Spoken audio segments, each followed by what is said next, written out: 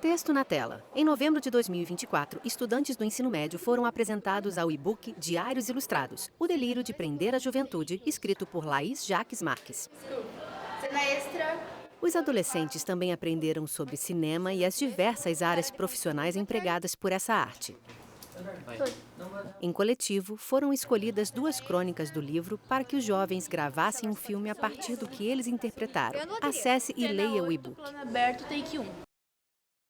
Alguém entra em cena e sai rapidamente. Diários Ilustrados, O Delírio de Prender a Juventude. Também entendendo quem desiste. Sorriso falso olhando pra Kelly. Uma aluna segura uma claquete de cinema. Cena extra, plano 2, take 2. Sequência de cenas. Um pequeno portão verde com cadeado. Outro pequeno portão enferrujado com cadeado. Uma torre de alvenaria sob um céu azul com poucas nuvens.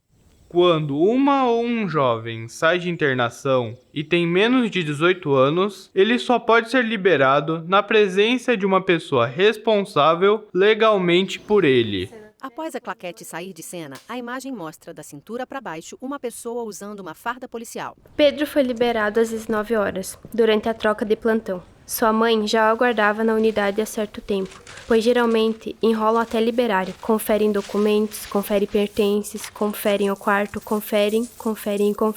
É a tortura derradeira. Área externa de um presídio. Nosso horário de trabalho é das 8 às 15, ou das 12 às 19, a depender das funções que exercemos. Eu fico geralmente no primeiro turno, porque a maioria dos jovens estudam de tarde, e as aulas que dou são no contraturno. Mas a Thaís, minha colega do setor administrativo, faz o segundo horário, e no dia da saída do Pedro, ela também estava saindo do CASE.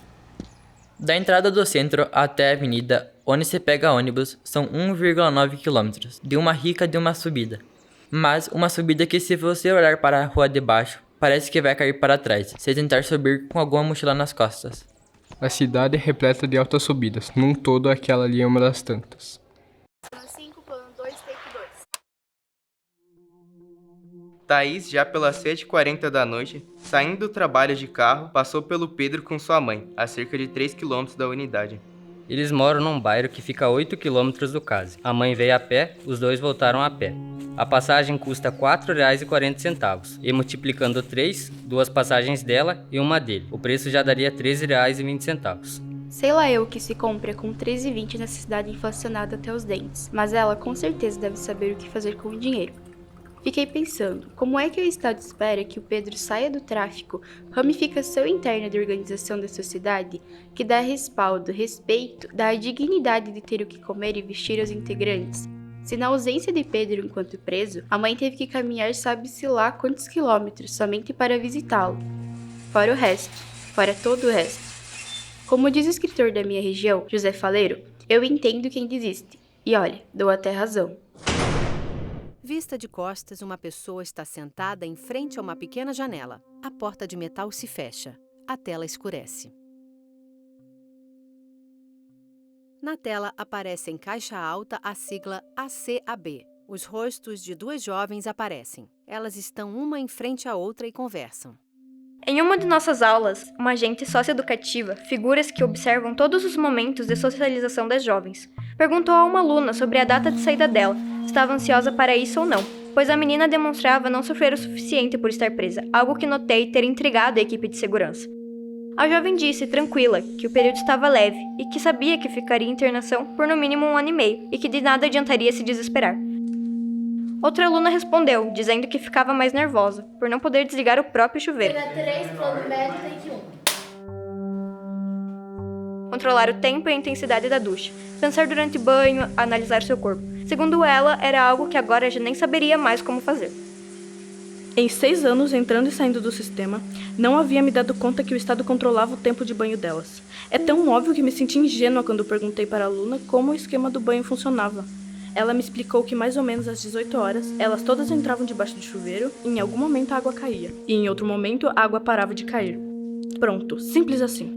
Soube ser 5 minutos o tempo de banho, mas também ouvi falar que varia de plantão para plantão.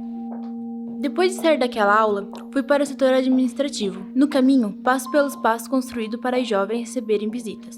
Enquanto caminhava, pensando ainda na minha impressionante demora para refletir sobre o banho, me deparei com os alunos do setor masculino. recebendo visitas. 2 mulheres curiosas e carinhosas realizando verdadeira inspeção em um dos jovens. Deduzi serem elas, sua mãe e sua tia, pela semelhança física e pela aparente idade das duas.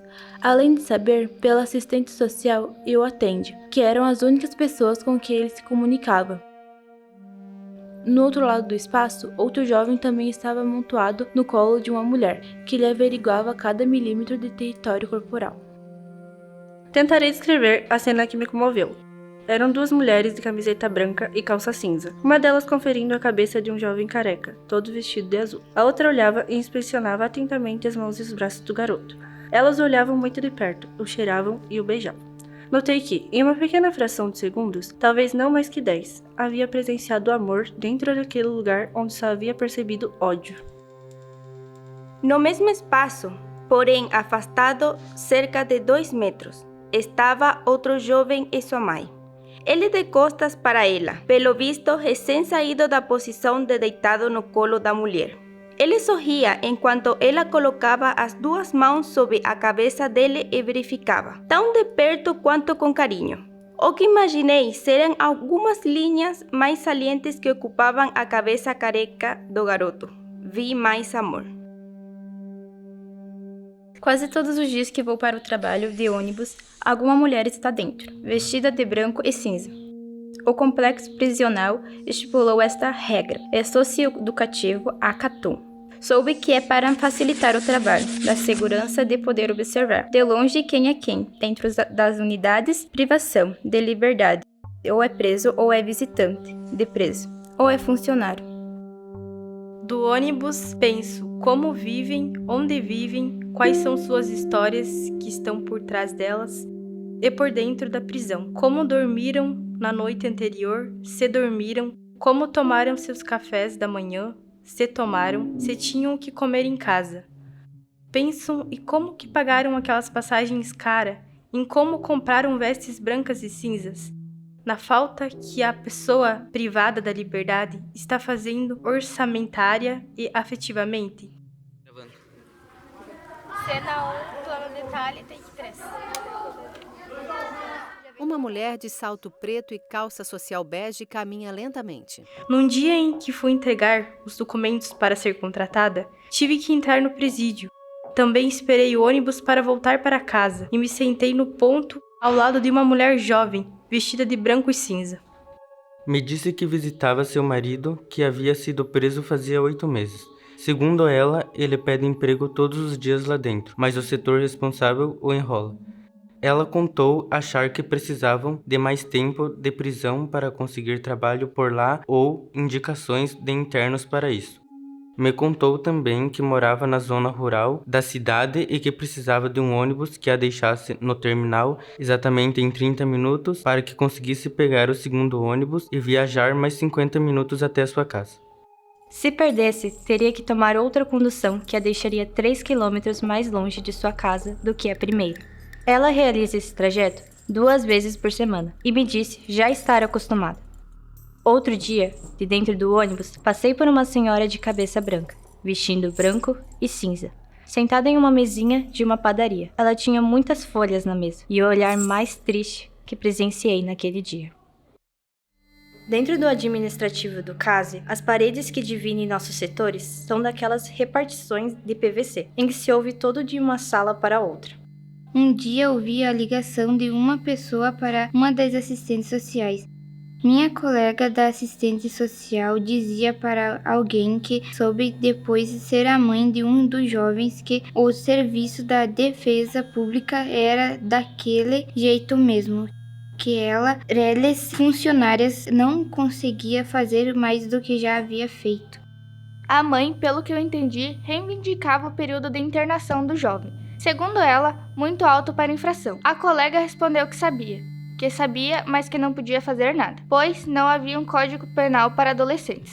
Ainda bem que não, pensei eu, era só o que me faltava, e que a juíza da cidade era dessas de deixá-los de molho mesmo.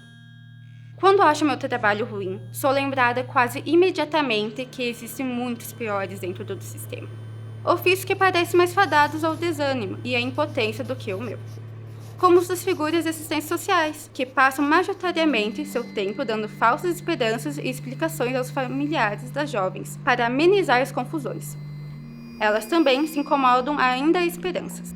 Isso só me dá mais vontade de buscar aliadas de denúncia, para que esse estado de coisas um dia acabe. Sozinha, sei que pouco ou nada sou capaz de fazer, mas com ampliações e denúncias e vindas do dentro do sistema, talvez, quem sabe, a justiça encare essa juventude como também vítimas de precariedade do sistema socioeducativo. A seguir aparecem imagens de cada aluno. Sobem os créditos. Alunos: Adriele, Alex, Alisson, Amanda, Ângelo, Anis, Bianca Moraes, Bianca Xavier, Caroline, Eduardo, Emily, Fernando, Flávia, Jussara, Cauane Soares, Cauane Sóligo, Kemely, Kerlin, Catherine, Maria Eduarda e Wesley. Escola de Educação Básica Romildo Cezepanic. Professores oficineiros: Alana Orsato, Guilherme Caviccioli, Laís Jacques e Maurício Sinski. Produção executiva: Maurício Sinski. Produção administrativa: Alana Orsato. Desenho de som e trilha sonora: Eduardo Florencio. Design gráfico: Henrique Legnani. Ilustrações: Rodrigo Cardoso. Montagem, colorização e finalização: Guilherme Caviccioli. Acessibilidade: Livraria. Cronista: Laís Jacques. Filme inspirado no e-book Diários Ilustrados: O Delírio de Prender a Juventude. Crônicas interpretadas: Também Entendo Quem Desiste, ACAB.